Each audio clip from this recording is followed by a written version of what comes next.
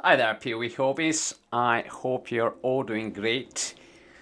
In this slightly overdue video, I'm going to go over the character that I was playing in the Sanctum League Gauntlet edition. We unfortunately effed up yesterday and we died. I got the character to level 77. I'll go over the debt in just a bit. In terms of our defenses, actually, let me just turn on the aura. So we're sitting with flasks up at 78% physical damage reduction and 28 estimated chance to evade attacks. Now I've also got 10% additional physical damage reduction while focused, so we are pretty tanky to physical hits, at least at this early stage of the game. We also have got, obviously we are immune to all the elemental ailments, which I think is pretty essential when you are doing a hardcore run, or especially the Gauntlet. With all the extra projectiles and added damage, I think it's just pretty much a must to have some sort of immunity to all of the elemental ailments. We're also making use of block, both attack and spell damage now. We are using Bone Offering in conjunction with this note over here, Mr. Sacrifice, which makes so that the offerings also affect us at a lower percentage. So when we activate this skill, our chance to block attack is 45, and then we got 22 chance to block spell damage, which is, far from being max, but it's still with some sort of mitigation, which is up most of the time. Obviously, I need to make sure with this character there was quite a few things that you need to. Obviously, the focus is on your left mouse, so you'd move and then it would go on cooldown, and then when it comes off cooldown and you move again, you'd activate the focus. And we also should make sure that you're keeping track of Bone Offering, which is this. You can see the visual, this white thingy over your head, which indicates that you've got extra chance to block.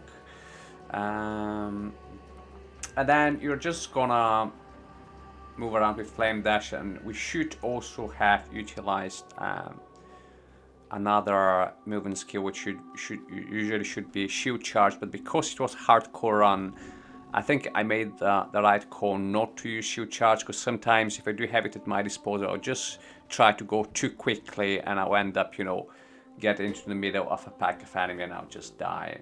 So I just wanted to keep myself a little bit slower this run, which worked for about 13 maps, and then it didn't. But I'll mention the rip in a little while.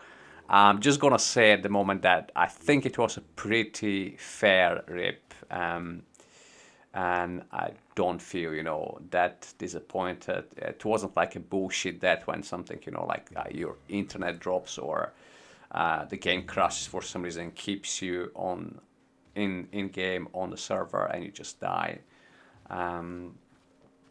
In terms of equipment, got the 5 link with pretty mediocre stats, relatively good hat, relatively good shield, pretty good boots for SSF, pretty good gloves. The belt is wrong base, but it's pretty good in terms of stats. This is absolute trash. This one is quite a good ring. Same. Well, no, this one is actually just. This one is just okay, and this one is yeah, it's not great. Skills were obviously we use SS, and then we're looking to unleash, melee splash, fire pen, and then added damage with attacks. We had Grace, which we ended up not having the ability to run at the moment what we are leveling that, because essentially I'll show you the skill tree at the time of death of the character. So this is how it looks.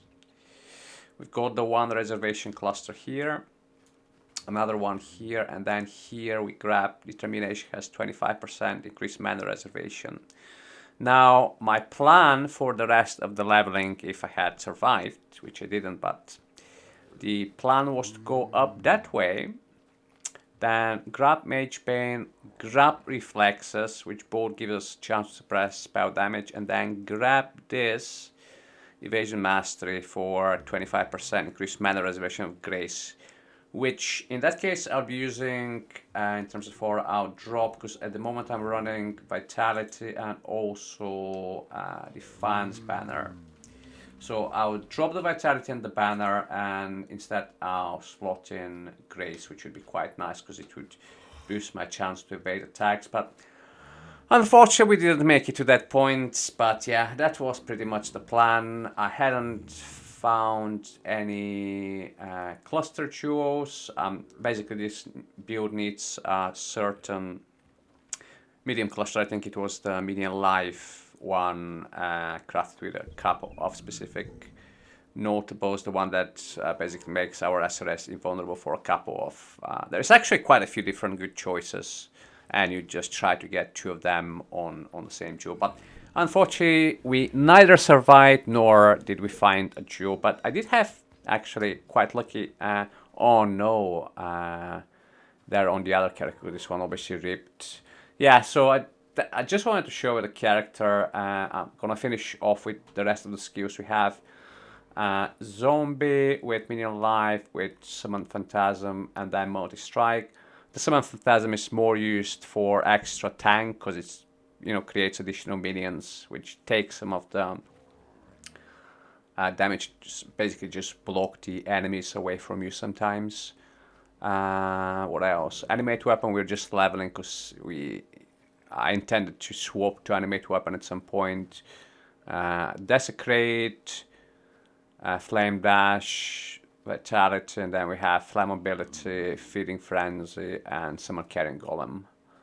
And here we've got Bone Offering, Purity of Elements, Molten Shell, Vow Molten Shell as well, and Vow Summon Skeletons for even more extra minions to take some tank for us. So I just kept that character. Yeah, we did find oh no, I don't have. I found like basically like 4 or 5 mediums and 4 or 5 large clusters, but neither of them were minion related, so we were quite unlucky on that front. The gear was pretty okay-ish. We had like reasonable life for that level of content, because we were running up to... Basically my plan was to complete all the different maps up to tier 3, up to and including tier 3, and then just spec into some June mission accumulation passives, spec into boxes, and spec into the Kirak stuff, and also into shrines, which basically all I wanted to achieve on that character was to grind it to level 90, and the extra box and the shrines gave us some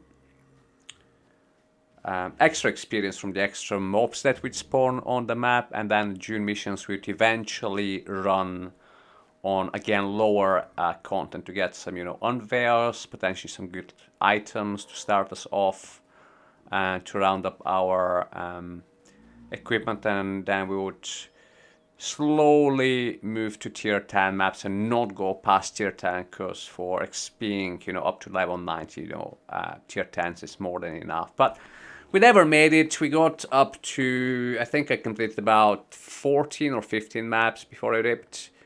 And the map that I did die in was Plateau. I was Definitely pretty careful with rolling the map. They were not out. I just, ran two property blue maps. There wasn't any specific, damage mods. I think it was like monsters cannot be stunned and increase monster variety. So nothing deadly here.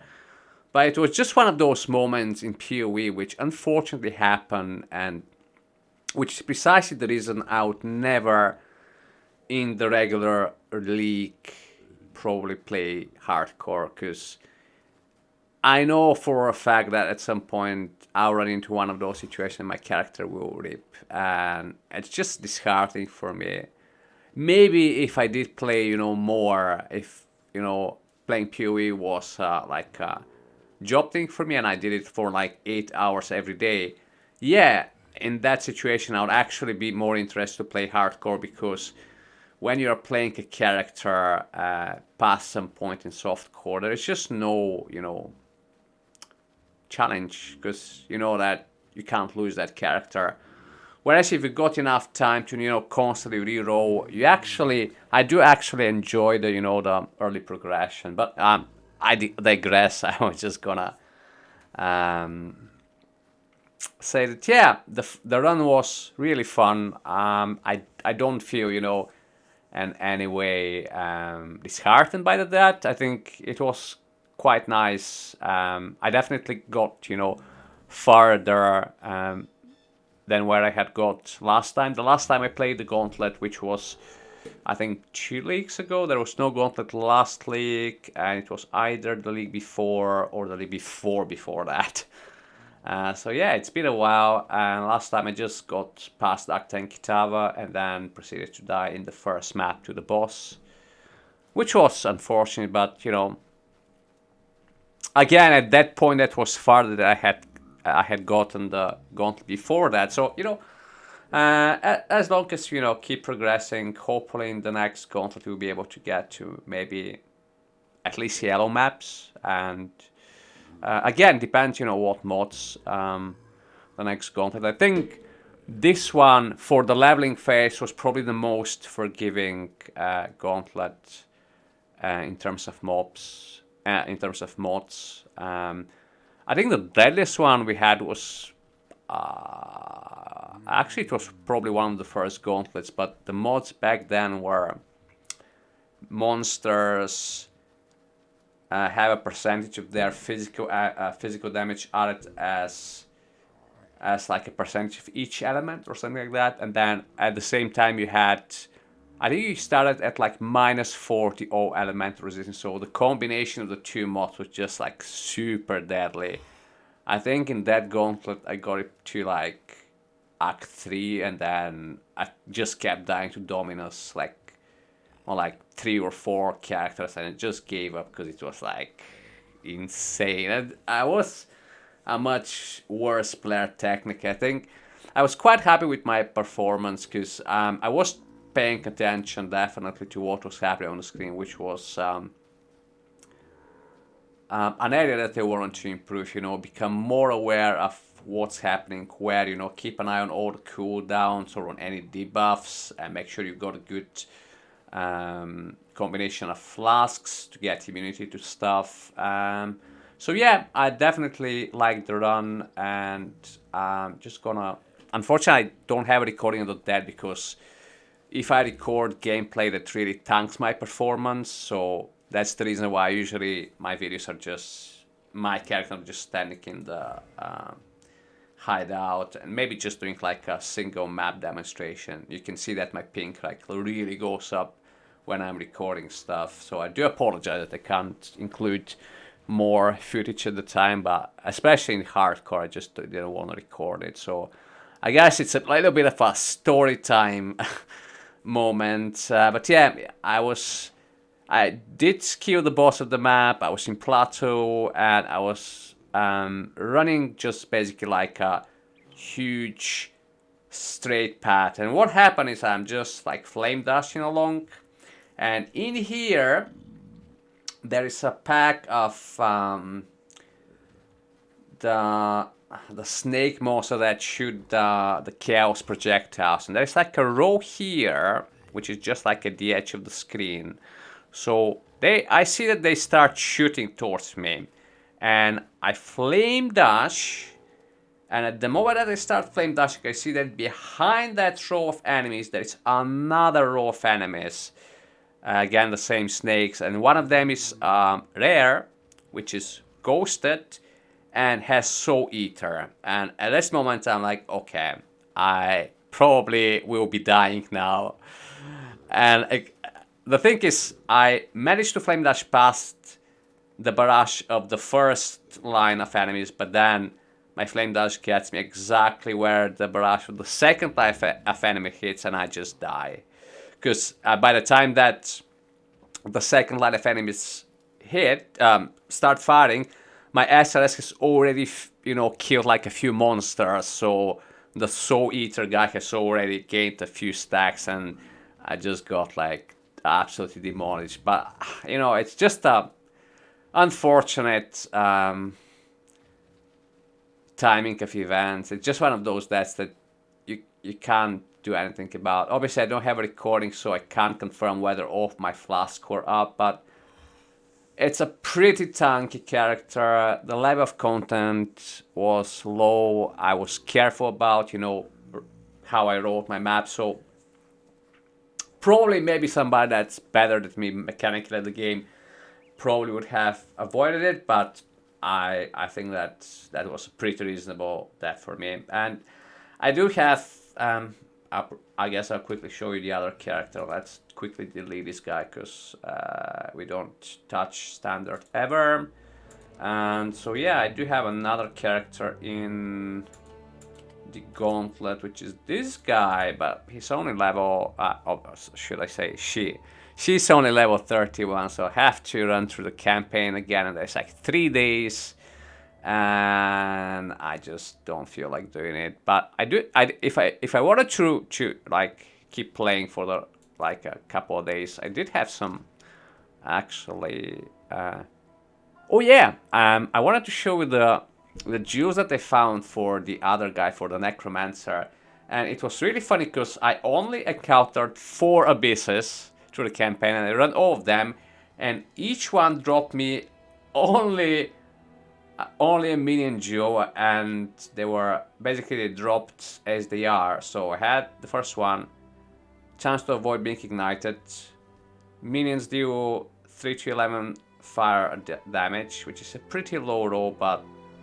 that's probably one of the best damage scalers for us. Minions have 4% chance to blind on hit with attacks, which is quite a nice defensive layer. Minions generate 56 life per second, which is good for the minions, defense for them. Then this one gives us increased cast speed, armor, maximum life, percent chance to avoid being stunned. Again, maximum life, percent chance to avoid being poisoned, double res. Minions deal chaos damage.